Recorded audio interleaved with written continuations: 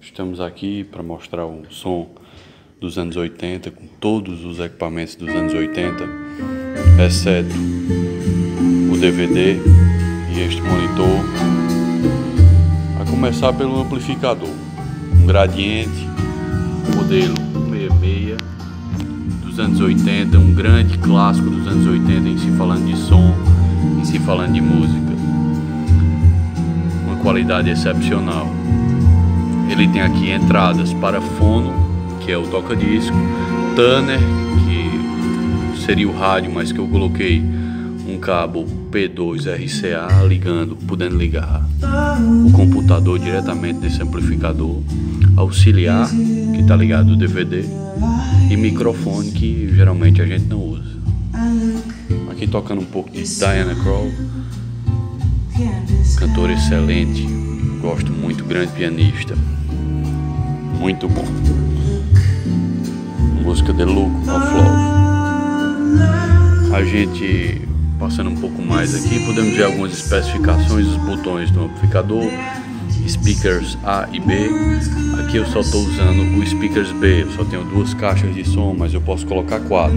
Inclusive posso, como o som é estéreo, o som que sai em uma caixa é diferente de outro, eu posso colocar mais 2 caixas em locais diferentes, locais distantes de preferência, um do lado, outro do outro, né?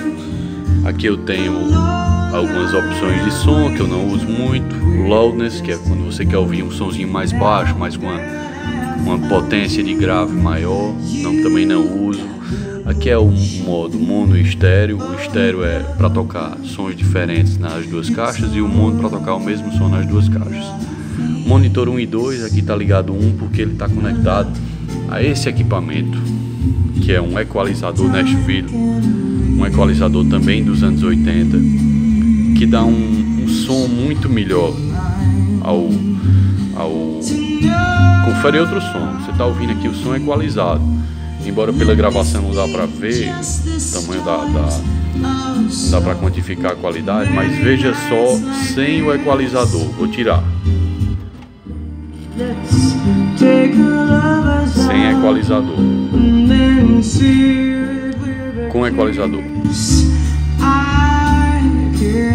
é outra qualidade. Você consegue distinguir claramente os equipamentos. E aqui eu posso colocar do jeito que eu quero, colocar mais grave, menos grave em uma caixa, em outra.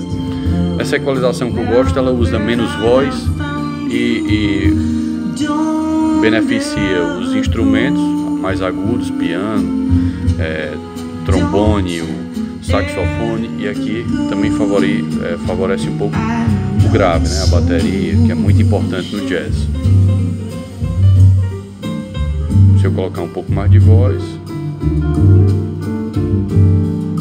eu não gosto muito porque cansa muito os ouvidos. Existem diferentes formas de se equalizar. Aqui nós temos um toca-fitas JVC Direct Drive, certo? Motor central excelente. Aqui eu tenho minha coleção, discos. Tá um pouco escuro, não dá pra ver, mas tem umas fitas lá atrás. E aqui por último eu tenho um toca-disco também dos anos 80, Philco Hitachi Direct Drive PTT 51. Não é dos melhores, mas é muito bom. É um toca-disco que não tem correia, ele é motor central. Isso é uma grande vantagem dos toca-discos dos anos 80. Hoje se fabrica toca-discos novos, né, estilo vintage, mas são a correia. Isso não é legal porque com o tempo ele vai cansando, não traz uma reprodutibilidade muito boa. Então esse daqui é uma reprodução muito boa, muito boa. Ele tem inclusive essa luz estroboscópica, que é pra gente medir a velocidade do disco, se tá ok. E aqui eu coloquei um disco vou mudar aqui no amplifier, coloquei aqui um Dire Straits, disco Money for Nothing, excelente LP. E aqui a gente vê o som tocando perfeitamente. Esse monitorzinho foi uma gambiarra que eu fiz. Era para eu ter colocado uma TV, mas como aqui eu não tive condições ainda, eu comprei um conversor e coloquei no monitor antigo de computador que eu tinha. aqui estamos tocando Sultans of Swing, uma grande música, talvez a mais famosa dos Dire Straits.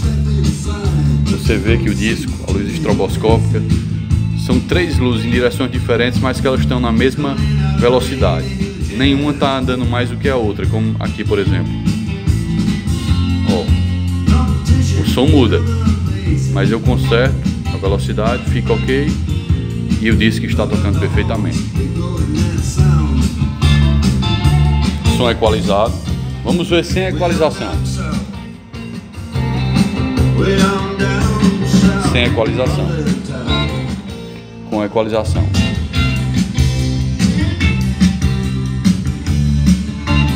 É isso. Vale muito a pena. Desde que montei esse som, sou muito satisfeito. Vale muito a pena. É um grande investimento, um excelente